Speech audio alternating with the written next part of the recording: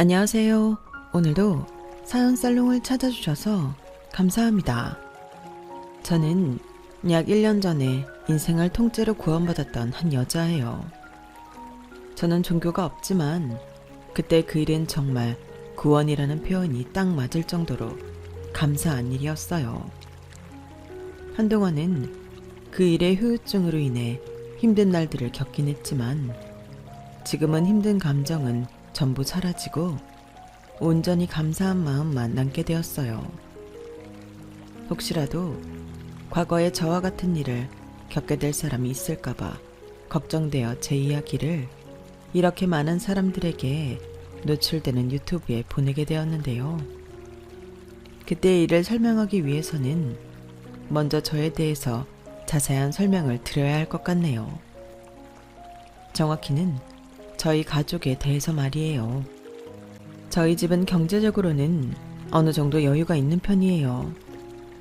그 이유는 저희 할아버지가 큰 물류회사를 운영하셨던 분이기 때문인데 이남 중 차남이었던 저희 아빠 역시 할아버지의 회사 중 일부를 물려받아 운영하며 넉넉한 수입을 벌고 있으시거든요. 큰아빠는 할아버지를 쏙 빼닮아 사업에도 야망이 있으시고 진취적으로 일을 하시는 분인데 그에 반해 저희 아빠는 사업에 큰 뜻이 있다기보단 하루하루 소소한 행복을 찾아가는 성향이 더 짙은 편이시죠. 저희 아빠의 성향을 더 극대화시킨 사람은 다름 아닌 저희 엄마였다고 해요.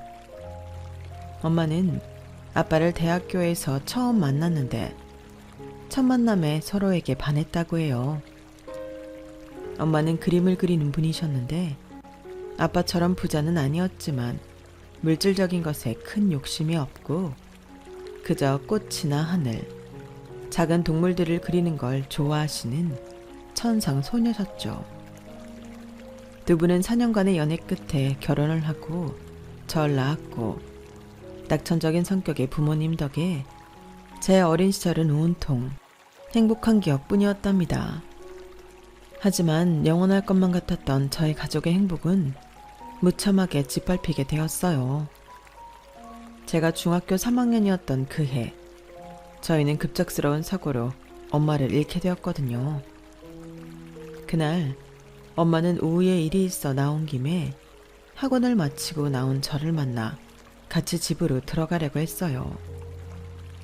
당시 돌아서면 배고픈 나이였던 저는 엄마를 보자마자 떡볶이를 먹자고 졸랐고 엄마는 제 상화에 못 이겨 집으로 가는 길에 있는 포장마차에서 떡볶이와 순대, 튀김 등을 사주셨죠. 집에 가서 떡볶이를 먹을 생각에 신이 나서 엄마랑 제잘거리며 집으로 돌아오는데 그만 신호 위반을 한 오토바이와 엄마가 정면으로 부딪히게 된 겁니다. 엄마는 그 자리에서 사망하셨고 저희 가족은 그야말로 엄청난 충격과 절망에 빠지게 되었어요. 특히 눈앞에서 엄마의 사고를 목격한 저는 엄청난 트라우마가 생기게 되어 한동안 분식은 쳐다도 보지 못할 만큼 심리적 고통을 받아야 했답니다. 큰아빠가 힘써주신 덕에 가해자는 제대로 된 처벌을 받고 감옥에 들어가게 되었지만 그것과 엄마를 잃은 슬픔은 완전히 다른 이야기였어요. 아마 가해자가 죽을 때까지 고통을 받더라도 저희의 상실감은 치유되지 않았을 겁니다. 저는 한동안 집 밖으로는 나갈 수도 없었고 그날 엄마를 졸라 그 길로 갔던 제 자신을 엄청나게 자책했어요. 아빠는 그런 제가 걱정이 되어 저를 주기적으로 심리치료센터에 데리고 가 상담을 받게 하셨죠. 덕분에 저는 반년이 넘도록 한시도 혼자 있지 않고 어른들의 보살핌을 받았고 꾸준하게 치료를 받아 간신히 그 충격과 슬픔을 이겨낼 수 있었어요.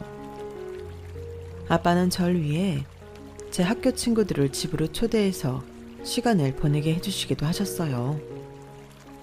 친구들의 위로를 받고 저는 겨우 학교에 다시 나갈 수가 있었고 최소한의 학습 일수를 채워 무사히 졸업을 할 수도 있었답니다.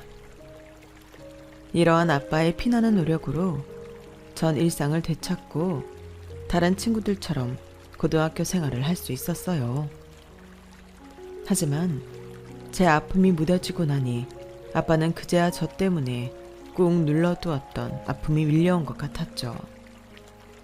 아빠는 몇 번이나 술에 잔뜩 취한 채 큰아빠 등에 엎혀왔는데 그때마다 눈물을 뚝뚝 흘리시면서 엄마를 찾으셨어요. 여보, 당신이 너무 보고 싶어. 불쌍한 우리 아내. 우리 여보 보고 싶어서 나 앞으로 어떻게 살아가. 아유, 애 앞에서 다 큰 놈이. 임마, 정신 차려. 아빠, 괜찮아. 엄마 하늘나라에서 이제 안 아프고 행복할 거라고 아빠가 그랬잖아. 우리도 열심히 살면 나중에 엄마 볼 수 있을 거라고. 그래 서연아, 그럴 거야. 서연이 너 신경 쓰지 말고 들어가서 잘 준비해. 네 아빠가 주책이다 참. 그치? 오늘 술을 많이 먹어서 그래. 얼른 신경 쓰지 말고 들어가. 아빤 괜찮아. 큰아빠는 그때마다 행여라도 겨우 괜찮아진 채가 아빠 때문에 다시 무너질까봐 진땀을 빼셨고 어쩔 줄 몰라 하시는 것 같았어요. 그래서 그때부터는 아빠가 절 돌봐주셨듯이 저도 아빠를 돌보기 시작했습니다. 여느 날처럼 술에 취해 엄마를 그리워하다 잠든 아빠가 다음날 일어나자 저는 아빠한테 꿀물을 타드리면서 진지하게 얘기했어요. 이제 아빠가 치료를 받을 때라고요. 작년까지 일주일에 2번씩 같이 센터 가던 거 다시 해. 이번에는 아빠가 상담을 받자. 내가 같이 가줄 테니까 나랑 같이 가. 그래, 알았어. 아빠가 우리 딸한테 이렇게 못난 꼴 보여줘서 미안해.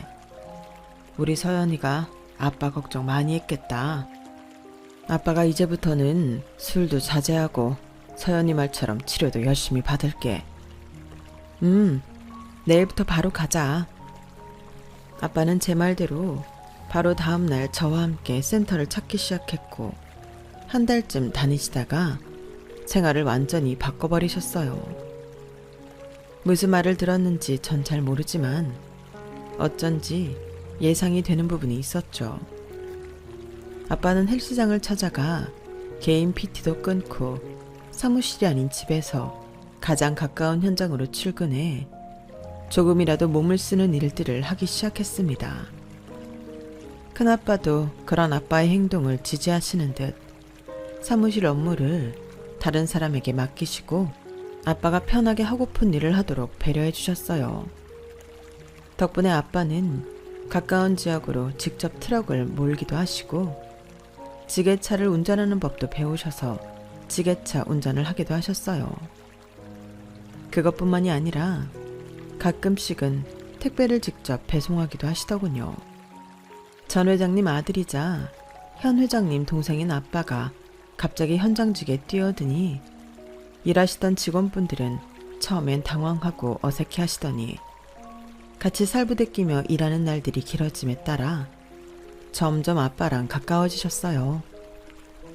특히 한동안 술을 멀리하던 아빠가 어느 순간부터는 마음이 단단해지셨는지 직원들과 함께 일 끝나고 막걸리에 족발을 드시며 스스럼 없이 어울리기 시작하니까 모두 진심으로 아빠를 받아들이셨다고 합니다. 특히 현장 반장님과 엄청 친해지셔서 일이 없을 때도 동네에서 술 한잔 기울이는 사이가 되셨어요. 덕분에 현장 분위기는 오히려 좋아졌고 직원들 사기가 올라가 실적도 저절로 올라갔다고 해요. 저랑 아빠는 그렇게 힘들게 엄마를 잃은 슬픔을 이겨낼 수 있었고 그 일 이후로 저희 가족은 정말 끈끈한 사이가 될 수밖에 없었어요. 큰엄마 역시 엄마의 빈자리를 메워주려고 주기적으로 저희 집으로 직접 반찬을 해서 가져다 주셨고 저랑 아빠 역시 시간 날 때마다 양손 두둑히 선물을 들고 큰 집에 놀러가 즐거운 시간을 보내고 왔거든요. 그렇게 시간은 흘렀고 그 사이 대학에 들어간 저는 하고 싶은 일이 생기게 되었어요. 어려서부터 패션에 관심이 많던 저는 패션학과에 진학하게 되었는데 3년을 마치고 나니 빈티지 샵을 운영해야겠다는 생각이 들었어요. 당시엔 동묘와 같은 곳이 지금처럼 핫한 곳이 아니었고 알만한 사람들만 드나드는 곳이었는데 저 역시 그런 곳을 자주 드나들다 보니 생각보다 빈티지 의류를 좋아하는 매니아들이 많은 거예요. 그래서 저는 일반인들을 위한 매장보다는 수요층이 확실한 빈티지 샵을 차려야겠다는 생각이 들었죠.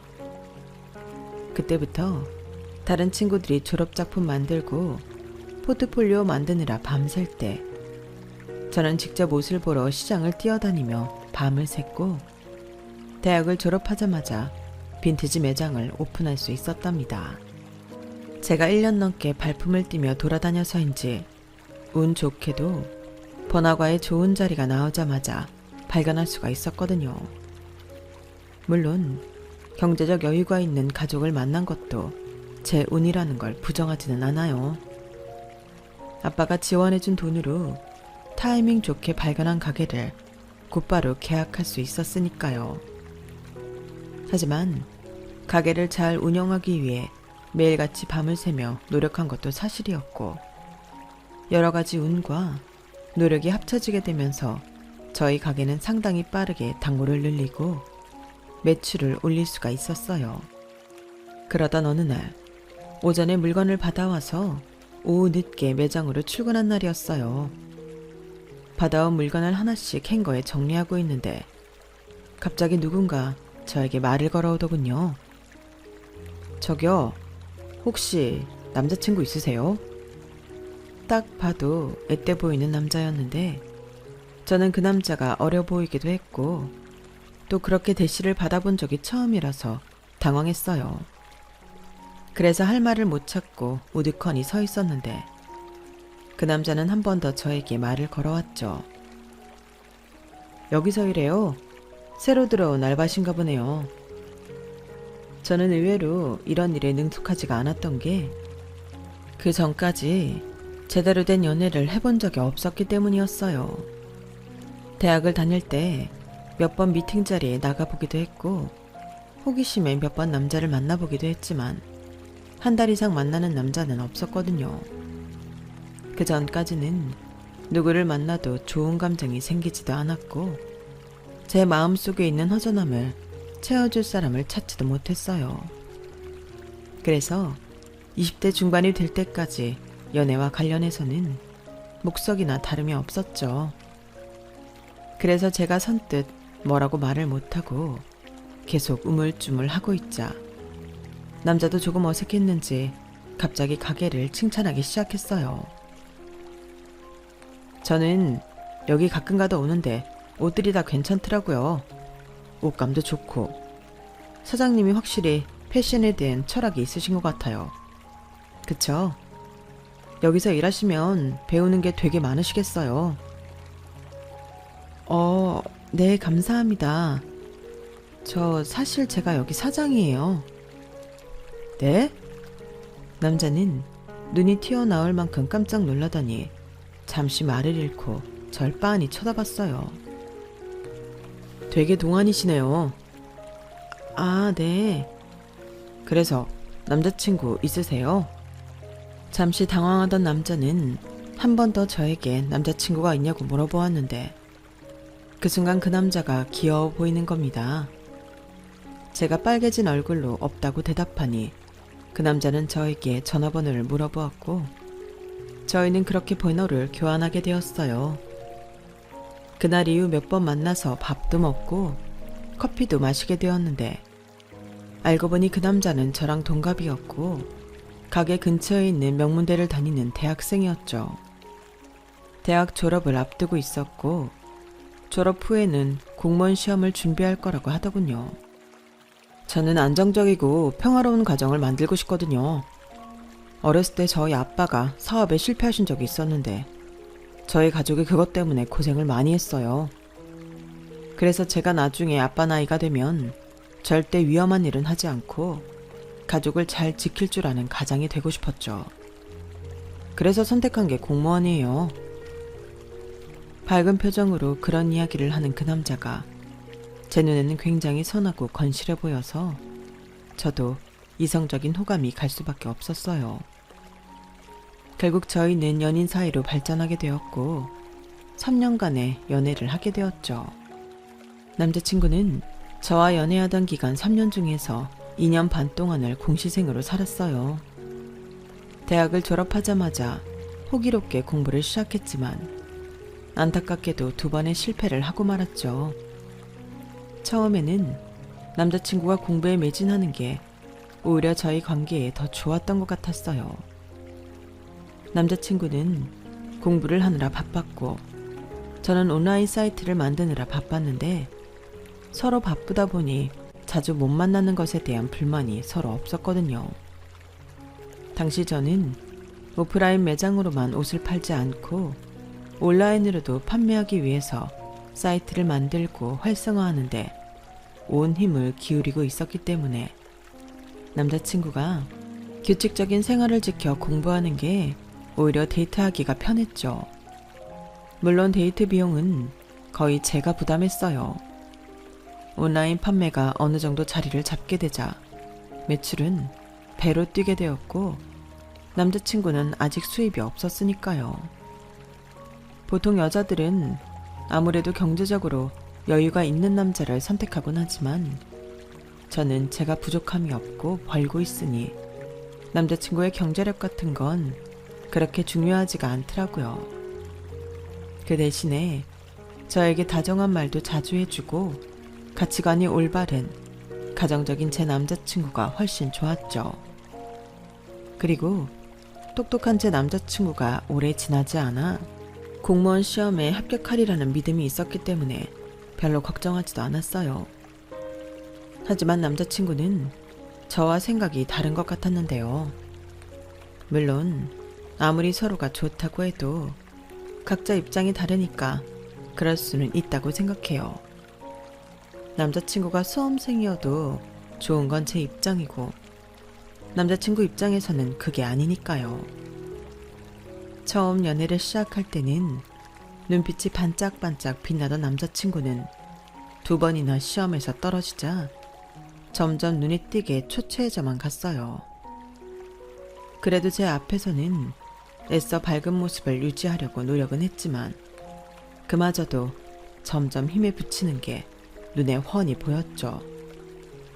그러다 한 번은 본인이 무리해가면서 데이트 비용을 내려고 하길래 그러지 않아도 된다고 하니까 갑자기 화를 버럭 내는 거예요. 내가 이 정도도 못 낼 사람으로 보여? 자기까지 지금 나 무시하는 거냐고. 왜 그래? 자기를 무시하는 게 아니라 상황에 맞게 행동한 것 뿐이야. 자기는 아직 공부 중인 상태고 나는 일을 하고 있으니까 밥값 커피값을 누가 내는지가 뭐가 중요해. 그렇게 결제하고 싶으면 나중에 공무원 된 다음에 하면 되잖아. 왜 굳이 지금 무리해서 결제하려고 하냐고. 나도 이 정도 비용은 낼 수 있어. 자기는 매번 그렇게 사람 비참하게 만드는 재주가 있더라. 그게 여자로서 진짜 매력 없는 거 알아? 저는 그 말에 큰 충격을 받고 그 자리에서 집으로 돌아와 버렸어요. 솔직히 그때는 남자친구랑 계속 연애를 해도 되나 싶을 정도로 크게 흔들렸습니다. 아무리 화가 났다고 해도 그런 상처 주는 말을 하는 게 이해가 안 갔고 애초에 제가 뭘 잘못했다고 그렇게 화를 내는 건지도 이해가 안 갔거든요. 물론 남자친구가 힘들고 예민한 상황이라는 건 알았지만 그런 상황을 알고 있다고 해서 상처를 받지 않는 건 아니었으니까요. 남자친구는 바로 다음날 저에게 찾아와 울면서 미안하다고 사과를 했어요. 진심이 아니었다면서요. 미안해 서연아. 어제 한 말은 정말 진심이 아니었어.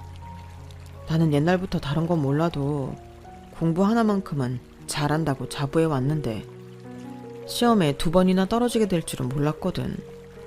내가 요즘 자꾸 예민하니까 머리가 어떻게 됐나 봐. 내가 잘못했어. 한 번만 봐줘. 정말 미안해. 남자친구가 그렇게 진심으로 울면서 사과하니 저는 마음이 금세 풀렸고 남자친구의 사과를 받아주었죠. 대신 앞으로는 아무리 힘들어도 절대 나쁜 말은 하지 말라는 조건을 걸었고 남자친구는 알겠다며 저와 손가락을 걸고 약속했어요. 그리고 실제로 그 약속을 잘 지켰습니다. 전보다도 더 조심히 말하려고 노력했고 본인이 예민하다 싶으면은 이만 들어가 보겠다고 거리를 지켰어요. 저 또한 남자친구의 그런 부분을 최대한 존중하고 이해하려고 노력했고요. 그리고 남자친구는 그해 공무원 시험에 합격하게 되었고 그토록 바라던 7급 공무원이 되었답니다. 남자친구는 합격 통보를 받자마자 한껏 들뜬 채로 저에게 달려왔고 저희는 그날 서로 얼싸안고 기뻐했어요. 옆에 있던 저도 하늘에 둥둥 떠 있는 것 같았는데 남자친구는 오죽했겠어요. 한동안 기쁨에 취해 있던 남자친구는 저에게 그동안 자기를 기다려줘서 고맙다며 벼랑간 결혼을 하자고 하더군요. 남자친구가 그런 생각을 하고 있는지 몰랐던 저는 깜짝 놀랐어요. 하지만 이내 고개를 끄덕이며 오케이를 했고 저희는 남친이 자리가 잡히면 그때 결혼을 준비하기로 했답니다. 공무원 시험이 합격한 후 한동안 연수를 받던 남자친구는 혼자서 이것저것을 알아보더라고요. 결혼을 하기 위해 대출은 어떻게 받는지, 월급은 어떻게 되는지, 공무원 혜택은 어떻게 되는지 등이요. 알아봤더니 공무원 대출로는 2천만 원이 나온다더군요. 남자친구는 이때 한번 좌절했고 1호봉 월급이 생각보다도 훨씬 적다는 사실에 한 번 더 좌절했어요. 남자친구의 얼굴이 또다시 어두워지자 저는 길을 살려주기 위해 얼른 위로를 해주었죠. 에이, 정 부족하면 우리 아빠한테 부탁드려 볼게. 그래도 자기는 이제 7급 공무원이잖아. 공무원의 장점이 뭐야? 뭐니 해도 철밥통이라는 거 아니야? 장기간 근무할수록 점점 대우가 엄청나게 좋아진다잖아. 아마 나중에는 자기가 남들보다 더 높은 위치에 있을 거야. 그치? 맞아. 그래도 나는 나란 일을 하는 사람인데 옛날로 치면 사실 양반이나 다름없어. 다른 중인들이랑은 격이 다르다는 거잖아. 남자친구의 비유가 뭔가 이상하다고 생각은 했지만 어쨌든 다시 기운을 차린 것 같아서 다행이라고 생각했어요. 뭐라 형용하기 어려운 이상한 기분은 그냥 대수롭지 않게 넘겼죠. 어쨌든 저희는 어떻게든 결혼 준비를 해나가 보기로 했고 가장 먼저 서로 부모님께 인사부터 드리기로 했어요. 예비 신랑이 공무원 연수가 끝난 후 첫 출근 전까지의 약간의 시간적 여유가 있었기에 그 시기에 빠르게 인사를 드리기로 했죠. 일정상 시댁에 먼저 인사를 가게 되었는데 제가 들어가자마자 예비 시어머니와 예비 시누이가 엄청 살갑게 맞아주신 거예요. 네가 서연이구나. 우리 성찬이한테 얘기 많이 들었어. 어머, 뭘 이런 걸 다 들고 왔니? 어머니가 망고 좋아하신다고 해서 망고만 좀 더 많이 담아달라고 했어요. 약소하지만 빈손으로 오기 뭐해서. 이게 어디가 약소해요. 망고는 엄마보다 제가 더 좋아해요. 감사해요 언니. 맛있게 잘 먹을게요. 어서 들어오렴. 언니, 근데 이 사이트 운영하시는 거 맞죠? 네, 맞아요. 그쵸? 오빠한테 매장 이름 듣자마자 진짜 깜짝 놀랐잖아요. 나 예전에 홍대 매장에서 옷 산 적도 있거든요. 저희 이미 만났었을 수도 있어요. 어머, 정말요?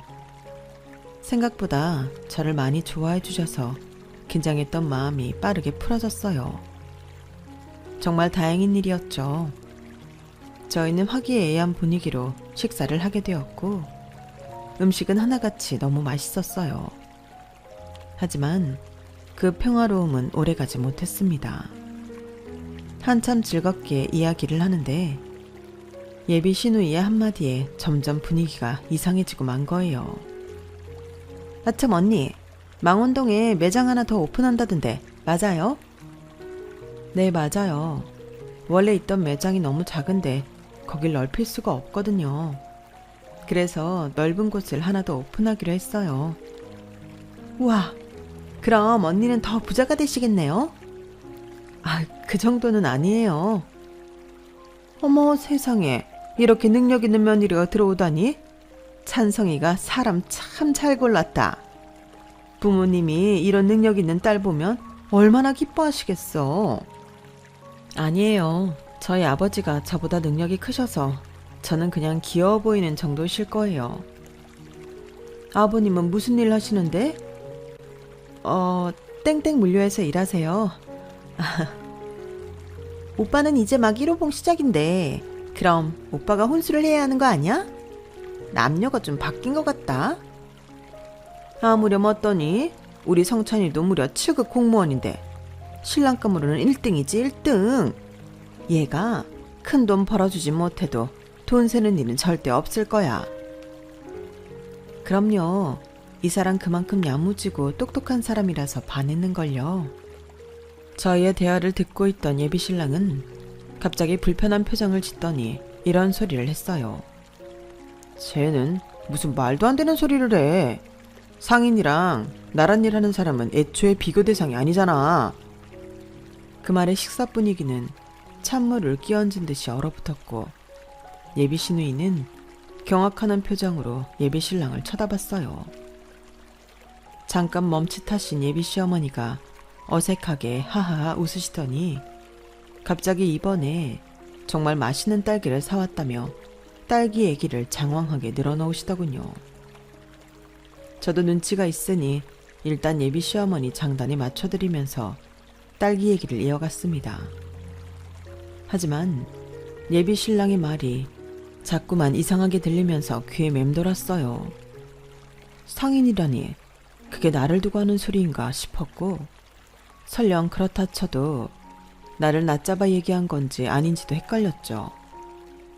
묘한 기분이었지만 애매한 걸로 굳이 꼬치꼬치 캐묻는 것도 그 상황에서는 이상했기에 그냥 넘어갔어요. 그날의 식사 시간은 그렇게 찜찜하게 끝이 나게 되었습니다. 예비 시어머니는 아무 때든 시간을 다 맞출 수 있으니 저희 아빠랑 상의해서 날짜를 알려달라며 마지막까지 친절하셨지만 그 찜찜함은 계속해서 사라지질 않더군요. 그리고 그 다음 주에는 원래 아빠를 만나기로 했었는데 하필 아빠랑 큰아빠가 할아버지 성묘 가는 그 날짜랑 겹치게 되었어요. 아빠는 날짜를 헷갈려서 정말 미안하다며 그 다음 주에 만나자고 하셨죠. 예비 신랑도 알겠다고 했고 시간이 비어버린 저희는 마침 웨딩 박람회를 연 곳이 있길래 거길 가보자고 했습니다. 아무래도 결혼에 필요한 것들을 한 곳에 모아놓고 보면 더 감이 잘 잡히지 않을까 하는 마음에요. 웨딩 박람회장은 정말 볼 게 많았고 참고할 만한 정보들도 꽤 있었답니다. 저희는 돌아다니다가 한 웨딩 플래너와 상담을 하게 되었어요. 마침 다리도 아프고 좀 더 딥한 이야기도 들을 겸 해서 웨딩 플래너의 호객행위에 넘어가 준 거죠. 플래너는 저희에게 예산을 어느 정도 생각하고 있는지를 물어보더군요. 아직 정확하게 생각한 건 없어요. 저희가 이제 막 준비를 시작했거든요. 오늘은 여러 가지 둘러보고 싶어서 온 거예요. 그러시구나. 일단 예산은 못해도 7천 이상은 잡으셔야 되는 거 알고 계시죠? 그것도 집이나 혼수는 따로 빼고 순수 결혼식 비용만 말씀드리는 거예요. 그 정도는 생각하셔야 제대로 결혼식 올렸다 라고 할 수 있으시거든요. 저희를 위아래로 훑어보며 그런 얘기를 하는데 솔직히 저도 그런 웨딩 플래너의 태도가 마음에 들진 않았어요. 이 여자가 좀 경우가 없네 싶어서 자리를 뜨려고 하는데 갑자기 예비 신랑이 버럭 화를 내는 겁니다. 이봐요. 장사 그딴 식으로 하지 마세요. 기껏해야 남의 등쳐먹는 일로 먹고 사는 주제에 싸가지 없게 진짜. 예비신랑의 그 말에 웨딩 플래너는 당황했고 예비신랑은 자리를 박차고 아예 박람회장 밖으로 나가버렸어요. 저도 일단은 후다닥 그 뒤를 따라갔죠. 자기야, 같이 가. 화 많이 났어? 미친년이 사람 무시하잖아. 부스에 앉아서 호객행위나 하는 주제에. 화난 건 알겠는데 말 좀 가려서 해. 저 사람만 그렇지 다른 웨딩 플래너들은 안 그럴 텐데. 이런 소리 들으면 어떡했어? 목소리 좀 낮추고. 밥이나 먹으러 가자. 그날은 헤어지기 전까지 서로 말이 없었고 조용히 헤어지게 되었어요. 예비신랑은 웨딩 플래너 일로 여전히 기분이 나빠서였고 저는 이 결혼에 대한 마음이 흔들렸기 때문이었죠. 지난 며칠 동안 예비신랑의 말들이 정확히 어떤 게 별로였는지 뭐라 콕 집어 설명할 수는 없지만 자꾸만 쎄한 느낌이 들었거든요. 한두 번도 아니고 몇 번째나 쎄함이 느껴지니 제가 혹시라도 이 사람을 그동안 잘못 알고 있었나 하는 걱정이 생기게 되었어요. 무려 3년이나 만난 사람인데 말이에요. 제가 이러지도 저러지도 못하는 사이 일주일은 금세 흐르게 되었고 저는 찜찜한 그 마음을 해결하지 못한 채 예비신랑과 함께 아빠를 만나러 갔습니다. 아빠를 만나러 가기 전 예비신랑이 아빠 선물로 준비한 술이랑 잘 어울릴 만한 안주를 사서 간다며 가는 길에 거길 들렀다 가기로 했어요. 그러려면 길을 살짝 돌아가야 해서 저희는 조금 일찍 만나서 출발하게 되었는데요. 막상 만나고 나니 예비신랑은 그제서야 중간에 들르기로 한 가게에 전화를 해서 영업을 하는지 여부를 확인하는 것이었어요. 알아보니 그 가게는 문을 열지 않았고 그래서 저희는 곧바로 아빠가 계신 곳으로 가게 되었죠. 물론 가게 영업 여부를 확인하는 걸 깜빡했을 수도 있는데 한번 이 사람에 대한 생각이 흔들리게 되니 별것 아닌 실수인데도 사람이 별로인 것처럼 느껴지더군요. 어쨌든 그로 인해 저희는 약속 시간보다 1시간이나 일찍 도착하게 되었어요. 혹시 아빠랑 좀 더 일찍 만날 수 있나 싶어서 제가 전화를 해봤는데 아빠는 아직 물류창고에 계신다고 하셨죠. 아이고, 1시간이나 비워버려서 어째? 아빠가 지금 바로 갈까? 아니야. 아빠 일이 있어서 간 걸 텐데. 그럼 차라리 우리가 아빠 있는 데로 가서 픽업을 할까? 어차피 예약한 가게도 그 부근이라서 그게 빠를 것 같은데. 아빠 괜찮아? 그래주면 고맙지. 아빤 괜찮아. 신랑도 괜찮대? 자기 괜찮아? 그럼 그쪽으로 바로 가자 그럼. 모두의 의견이 잘 맞아 저랑 예비신랑은 아빠가 일하는 물류창고로 갔어요. 적당한 곳에 주차를 하고 들어가니 아빠가 저 멀리서 지게차를 운전하고 있는 것이 보였죠. 저는 그때 오랜만에 아빠를 보는 거라 반가운 마음이 확 올라왔는데 예비신랑은 지게차를 모는 아빠를 보더니 이런 소리를 하더군요. 아버님이 하시는 일이 잡일이셨어? 참나, 난 또. 그게 무슨 소리야? 잡일하고 계시잖아, 이런저런 일들. 근데 말투가 그게 뭐냐고. 우리 아빠가 무슨 일을 하시든 그딴 말투로 얘기하면 안 되는 거 아니야? 내 말투가 어때서? 그냥 보이는 사실 그대로 얘기한 건데? 그냥 보이는 대로? 그럼 지게차 모신다는 소리 하나 하면 될걸. 왜 우리 아빠 하시는 일을 잡일이라고 얘기하면서 비웃냐고. 자기 요즘 들어 자꾸 그런 식으로 사람 무시하려 드는 거 대체 왜 그러는 거야? 남들한테 함부로 말하는 것도 옆에서 듣기 거북한데 우리 아빠한테까지 그러는 건 선 넘은 거 아니야? 얘기가 왜 갑자기 그리로 튀어? 지금 예민하게 굴고 있는 건 너잖아.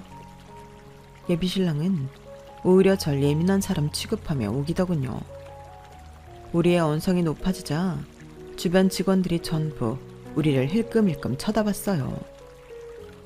심지어 저 멀리서 아빠도 이쪽을 쳐다보고 지게차를 끌고 오기 시작하셨죠.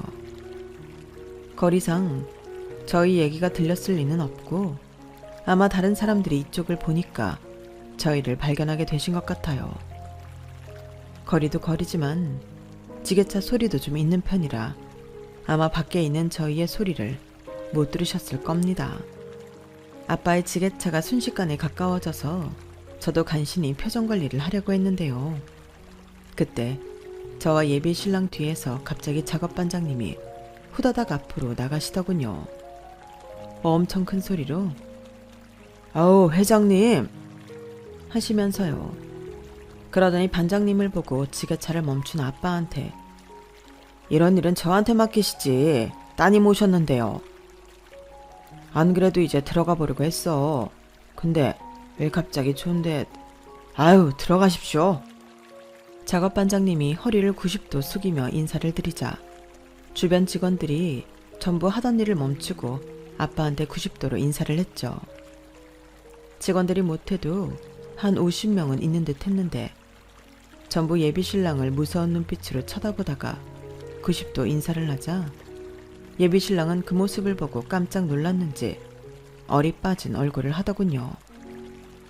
하지만 아빠는 그것보다 저희가 더 눈에 들어오시는지 허허 웃으시면서 저희한테 오셨어요.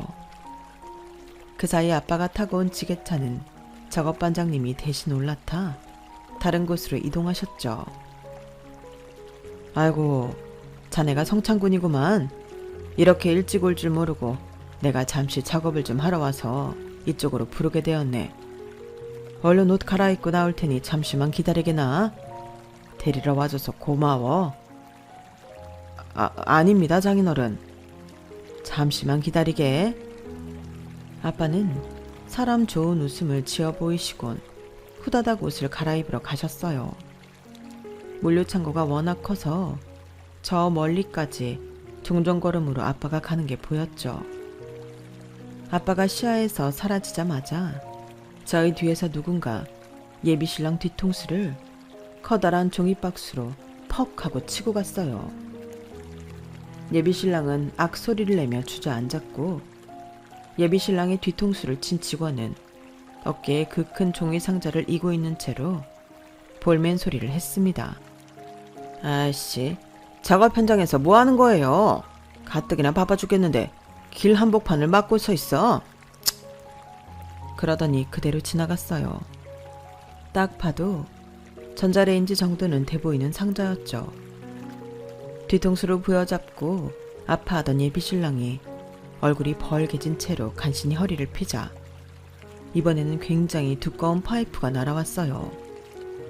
다른 직원이 정확하게 저를 피하고 예비신랑의 옆구리만 팍 치고 지나가더군요.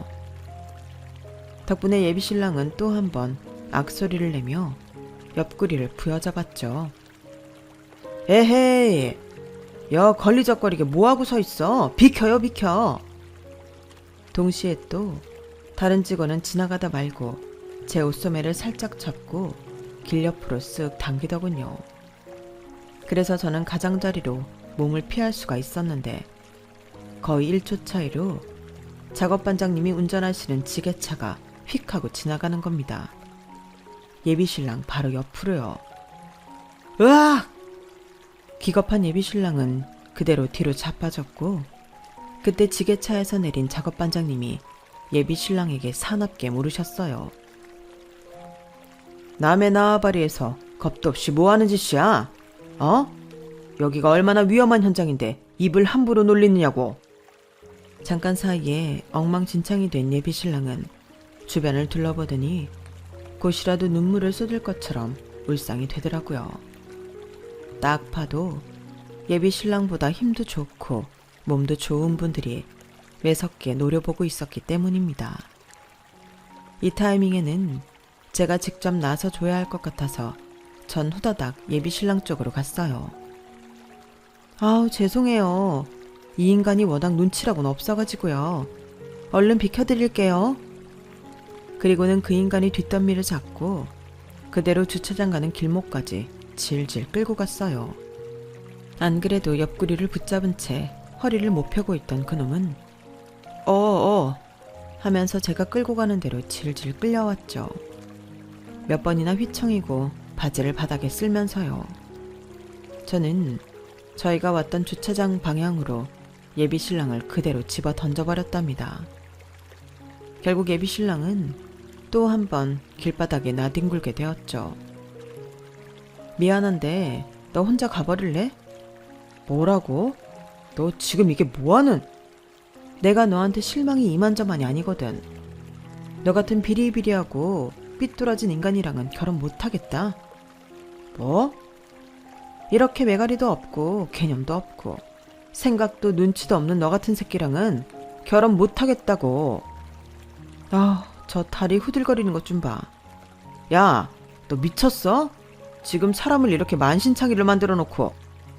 흙먼지 투성이가 된 예비신랑이 저한테 눈을 부라리며 벌떡 일어나더니 곧바로 제 뒤쪽을 보고 주춤하더군요. 갑자기 우물쭈물거리길래 뒤를 살짝 돌아보니 강목이며 파이프며 온갖 살벌한 도구, 아니 작업 도구를 들고 예비신랑을 노려보며 이쪽으로 다가오고 있는 직원들이 보였어요. 그걸 보니 갑자기 천군만마를 얻은 듯이 마음이 든든해지더군요. 왜? 하던 말 마저 해보시지? 너? 예비신랑은 잔뜩 화가 나서 얼굴이 벌개진 채로 무슨 말을 하려는 듯 했지만 차마 제 뒤에 있는 직원들 앞에서는 할 수 없었는지 결국 아무 말도 못하고 뒷걸음질만 치다가 주차장으로 달아나 버렸어요. 그 초라한 뒷모습을 보자니 하마터면 저딴 인간이랑 결혼을 할 뻔했다는 게 새삼 충격적으로 다가오더군요. 뒤를 돌아보자 직원들은 뿔뿔이 흩어졌고 그 사이로 아빠가 어리둥절한 표정으로 다가오셨어요. 마치 왜 다 여기 모여있지? 하는 얼굴로요. 저는 곧바로 밝은 표정으로 아빠한테 다가가 팔짱을 꼈습니다. 딸, 무슨 일 있어? 성찬이는? 헤어졌어. 어? 방금 보니까 아주 형편없는 인간이었더라고. 그래서 내가 뻥 차버렸어. 그럼 오늘 식당 예약한 건 어쩌지? 우리끼리 가서 맛있게 먹으면 되지. 그러자 곁에 계시던 작업 반장님이 자신의 차 키려주시면서 말씀하시더군요. 그래요. 회장님은 제 차로 따님이랑 맛있는 식사나 하시고 오세요. 아까부터 왜 자꾸 회장님이래? 그리고 형님이 언제부터 나한테 존댓말을 했다고? 그 회장님 아들이나 회장님 동생이나 회장님이나 다 그게 그거지 뭐. 뭘 따져. 따지기를. 얼른 이거 몰고 가. 감사합니다. 다른 분들도 전부 감사드려요. 다음에 인사드리러 또 올게요. 얼른 가자 아빠. 아빠는 혼란스러우신 듯 했지만 더 이상 아무것도 묻지 않으시고 그냥 제가 하자는 대로 따라주시더군요. 저희는 원래 가기로 한 식당에 둘이서 가서 맛있게 식사를 했답니다. 오랜만에 아빠랑 단 둘이서만 즐거운 시간을 보내게 되어 오히려 잘 된 것 같았어요. 그렇게 아예 그 다음 날까지 주말 전체를 아빠랑 보내다 오니 그 비리비리한 놈이랑 헤어진 건 저에게 하나도 타격이 없었고 오히려 홀가분하고 좋았습니다. 아빠는 나중에야 작업 반장님과 다른 직원분들을 통해 그날의 자초지종을 듣게 되신 것 같았어요. 얼마 뒤 가족들이 모인 자리에서 다른 가족들이 제게 예비신랑은 어디 갔냐며 결혼 예정이지 않냐고 물어보시자 그 대먹지 못한 놈 우리 서연이랑 못 만나게 혼쭐을 내줬어 라며 분개하시더군요. 아빠가 대화를 딱 막아버리자 다른 가족들은 더 이상 제게 결혼에 대한 이야기를 묻지 않았죠.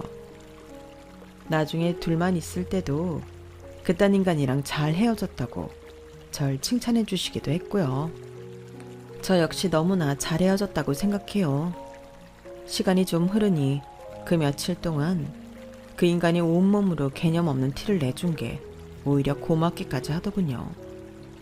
그날 그렇게 헤어진 이후로 전 그 인간을 한 번도 보지 않았고 소식도 거의 듣지 못했는데 바로 얼마 전에 지인을 통해서 그 인간에 대한 이야기를 듣게 되었어요. 공무원으로 일을 시작한 그놈은 사사건건 동료들과 부딪히기 일쑤였고, 그러다가 인터넷에 익명으로 자기 상사와 동료들을 욕하다가 걸려서 징계까지 받았다고 하더군요. 그 얘기를 들으니 정말 기가 찼어요. 작년에 헤어질 때 당시만 해도 제가 그런 인간을 어떻게 표현해야 하는지 말이 잘 떠오르지가 않았는데 이제 시간이 지나서인지 명확하게 표현을 할 수 있게 되었어요.